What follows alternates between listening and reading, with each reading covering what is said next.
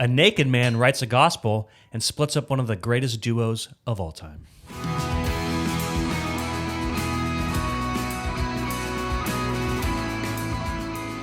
Welcome to Daily Gospel, equipping you to know God through His Word and His Son, Jesus Christ. My name is Keith, and this is Brandon. And we are pastors here at Gospel Community Church in Santa Cruz, California. Welcome, like, subscribe, comments, and what are we talking about today, Brandon? Talking about the Gospel of Mark.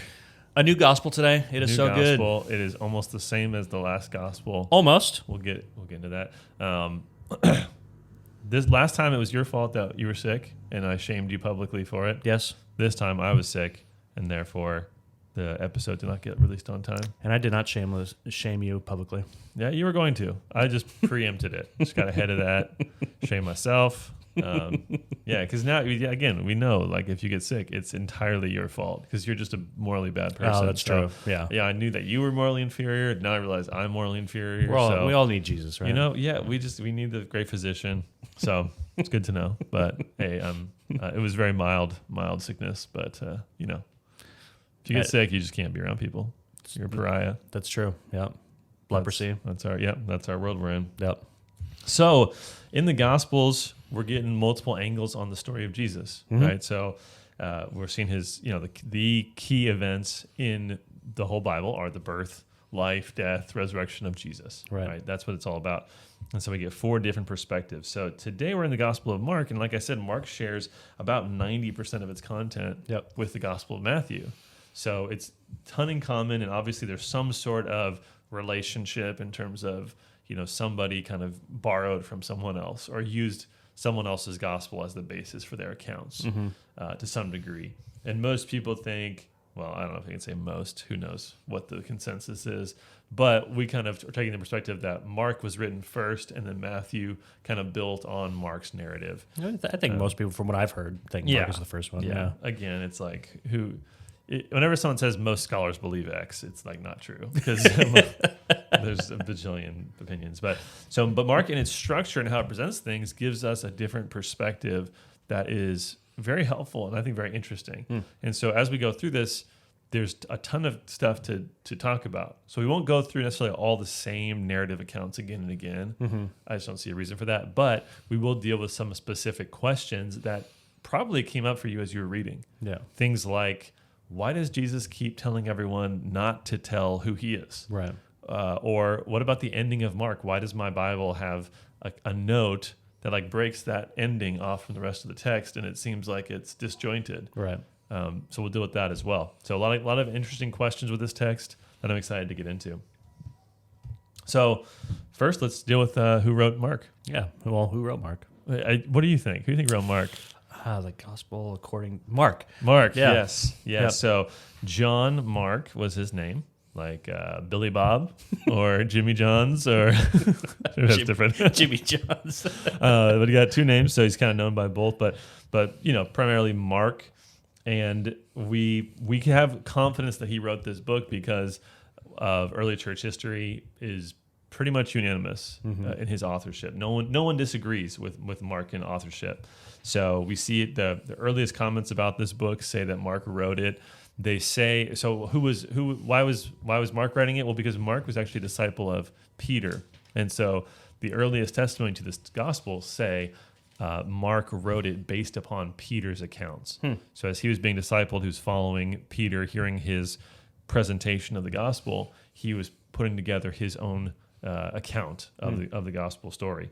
So everything in the New Testament is written either by an apostle or by someone who's in the apostolic company, so someone who is a friend of and associated with the rest of the apostles. So in this case, Matthew was an apostle, one of the original 12 disciples, and Mark is the second group. He's one of the apostolic company, so he's writing kind of on behalf of Peter, is a way to think of it.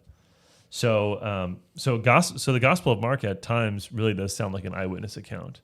Yeah, like there's certain things that just really stand out. Like when Simon of Cyrene is called to carry the cross of Jesus, he even throws in there who Simon's kids were. So this really sounds like an actual eyewitness account of someone who knew the people, knew the events, or when he's talking about the feeding the 5,000, he mentions that there was grass in that place. Yeah, why would you put that if you weren't there? Yeah, just like little details that we might have in our novels today, but back then in their writings, they didn't have stuff like that. So it just sounds like someone who was familiar with these accounts on a really firsthand basis. So this is probably Peter's retelling that he's then retelling, if that makes sense. Yeah, totally. And who was Mark? So we know from the Bible, we know actually a lot from the New Testament about who John Mark is. So first we know he's the cousin of Barnabas. So Colossians 4:10 talks about this. He's the cousin of Barnabas. So Barnabas, if you remember, he is the guy who recruits the Apostle Paul. So he brings the Apostle Paul in, kind of develops him for ministry, and then Barnabas and Paul go out on these missions together. He, like we said, he was a disciple of Peter. So 1 Peter 5 tells us this. 1 Peter 5:13, Peter says, "She who is at Babylon," that probably means Rome, "who is likewise chosen, sends you greeting, and so does Mark, my son." So the fact that he calls Mark his son is probably very significant. It might indicate that he actually was the one who converted Mark. So Mark may have come to the faith under Peter. And so Mark's gospel, because it's Peter's account, it does seem to focus a little more on Peter specifically. So you'll probably notice that as you read. And also people will say that Mark's gospel actually sounds like one of Peter's sermons. Interesting. This I actually hadn't really considered before, but people point out in Acts chapter 10, so Acts 10, 36 to 41, Peter gives a sermon that sounds in structure, it sounds like an outline of the Gospel of Mark. It talks about Jesus was baptized, and then he, preached in Galilee, and then, as he goes through this, it really does reflect Mark's gospel. And so a lot of people think that, this reflects that, so maybe that's kind of Peter's stump speech sermon. When he go around, he gives some sort of outline like that, and so Mark is just following that, which is very interesting. Yeah. He was also a disciple of Paul and a co-worker with Paul. Right. So, this guy, he was a disciple of Peter and of Paul. Right. I don't know. I'm trying to think of anyone else in the New Testament who was a disciple of both. That's pretty insane. But he worked with Paul. So in Philemon, we see Paul writing, he says, this is Philemon verses 23 and 24. He says, "Epaphras, my fellow prisoner in Christ, sends greetings to you, and so do Mark, Aristarchus, Demas, and Luke, my fellow workers." So Luke being, of course, the writer of the Gospel of Luke and the book of Acts. So he's recounting his people who are with him, and one of them is Mark. And he actually joins up with Barnabas and Paul, also known as Saul, in Acts 12:25. So we see them get together, go on a mission, one of the trips that they take, but Mark actually abandons them. So in the next chapter, in Acts 13:13, we see that Mark, he leaves them, and we don't really know the circumstances of that. We don't know if he just bailed. We don't know we just don't know how bad that was or whatever. But we do seem to have a feeling of what Paul's perspective of it was, because 2 chapters later in Acts, he causes a split between Barnabas and Paul. Right. So in Acts 15:37 and following, we see this account of, Barnabas wants to take John Mark. And that makes sense because Barnabas, his name means son of encouragement, and Barnabas was that guy, right? He's the guy who saw Saul and said, he's going to be the Apostle Paul. He's going to be this great missionary when no one else did, right? He's the guy who could call things out in people, whereas I think Paul is just the guy who's trying to plow forward and make the mission happen. So Paul sees Mark as the guy who abandoned them, and Barnabas sees him as the guy who's going to write the Gospel of Mark someday, Yeah. And so Paul says, no, we're not taking him. And in verse 39, it says there arose a sharp disagreement so that they separated from each other. Barnabas took Mark with him and sailed away to Cyprus. And then Paul went with Silas and departed. And they both did great work. They both did great missions work. But a sharp disagreement is an intense thing. No. They had a real disagreement here. And so, so Mark is the Yoko Ono of the New Testament. Nice. That's like a way outdated reference, though. We need someone... Yeah, I don't know pop culture at all. So probably no one that listens to this. No one listens to this knows pop culture either. Probably not. That's probably true. Probably true. Do I want to know anything about modern pop culture? No. Yeah. No. But there is redemption. Yeah. In the story of John Mark, and amazing. And this has been pointed out by countless people. But in 2 Timothy chapter 4, so this is the last book that Paul writes, 2 Timothy, and he mentions at the very end this. He says, "Luke alone is with me. get Mark and bring him with you, for he is very useful to me for ministry. It's a happy ending. Yep. So Mark gets his redemption. They become partners again in the ministry. And of course, he writes the gospel, which is, say, a pretty good life accomplishment. Yeah. You know? Write one of the most read books of all time. So. Yeah, great. Too bad he doesn't get any, kickback for that. But yeah, it's true. No royalties. Crowns in heaven, maybe.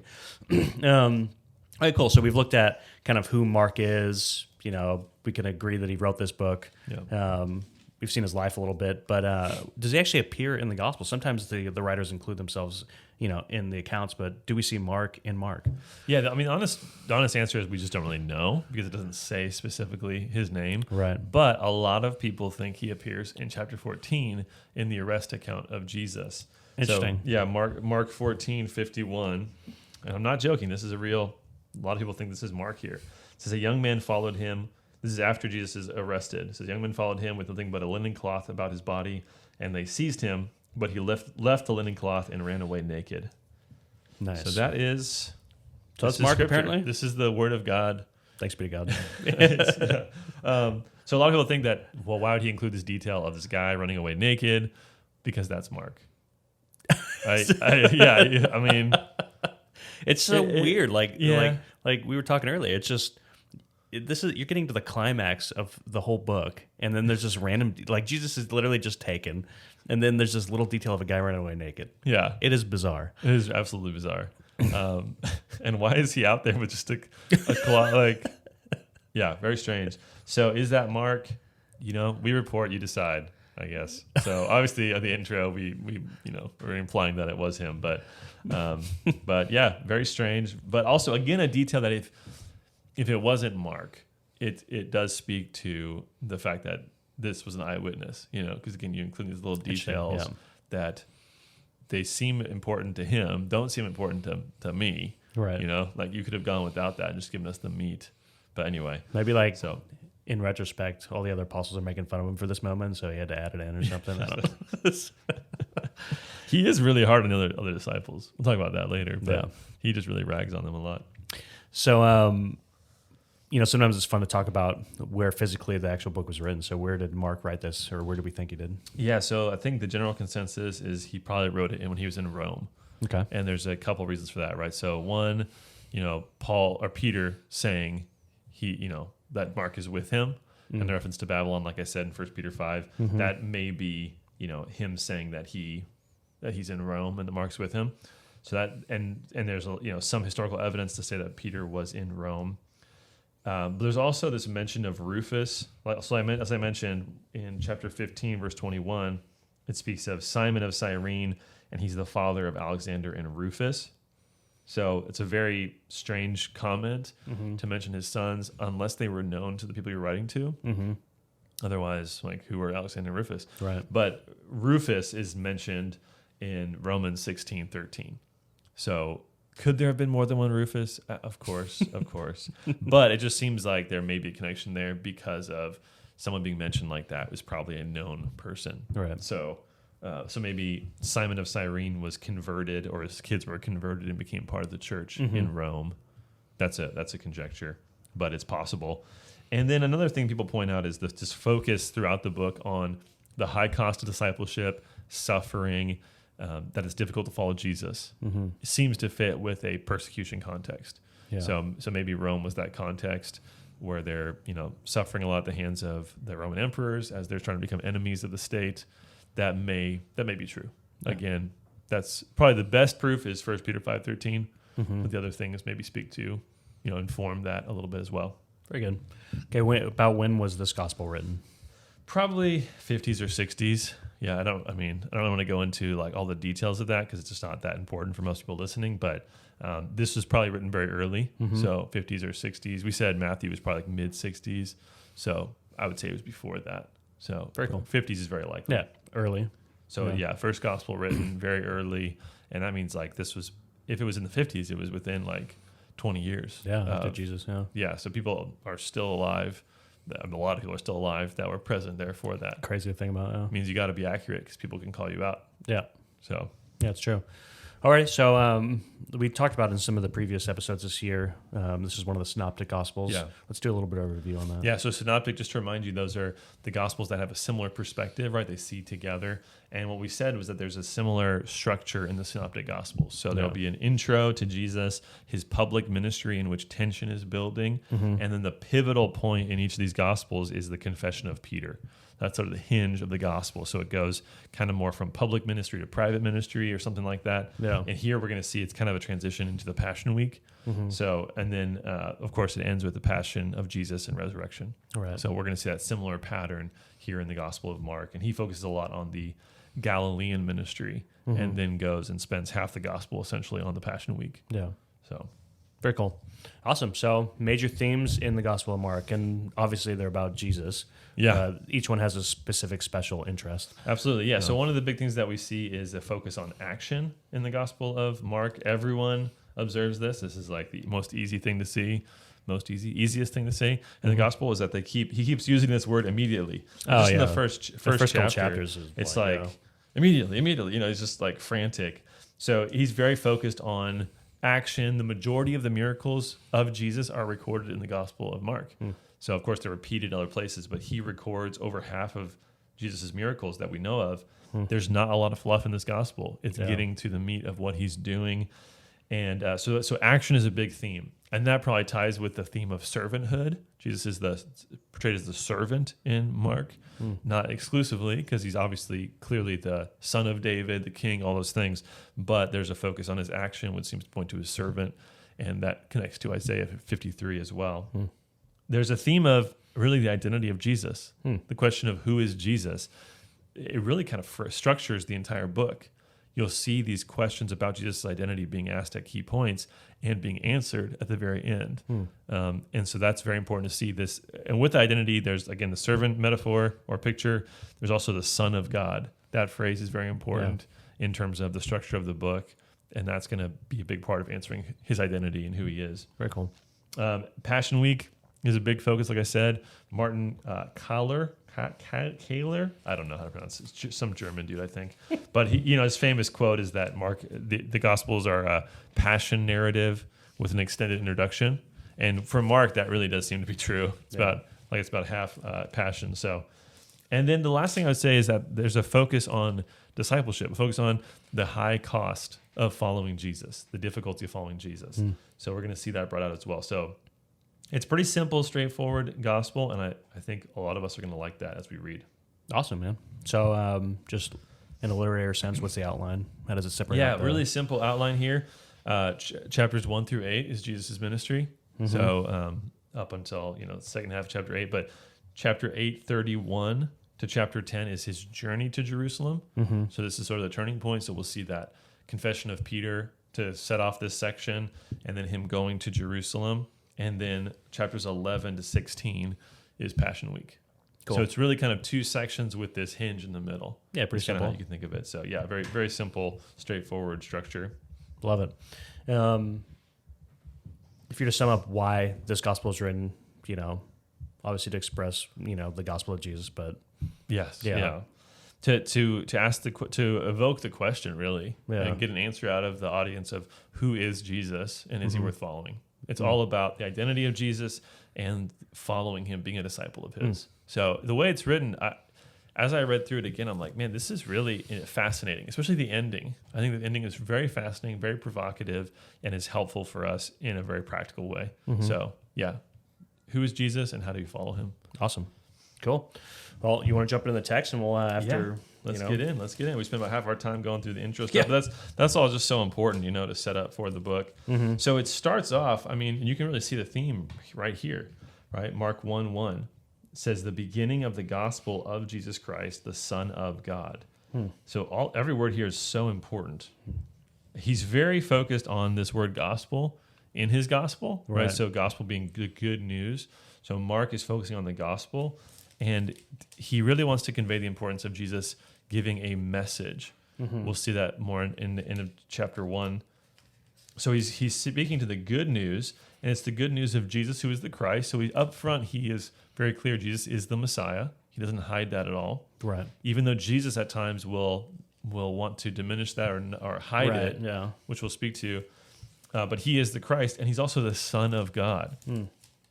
So this is very important as well, that Jesus is, we see that this does speak in part to his divinity, but it's also a phrase that just speaks to someone's kingship, that he is the Son of God. He's inheriting that role from Jacob and from David, right? That he is the Son of God, so he's fulfilling all those promises to Israel. And really, we see phrases like this when in Greek culture and in Roman culture, when a victory would be won, they would proclaim the gospel of Julius Caesar or the gospel of Caesar Augustus. Right. And those emperors would be called the Son of God as well. So if you're a Roman, the Son of God for you would be the emperor.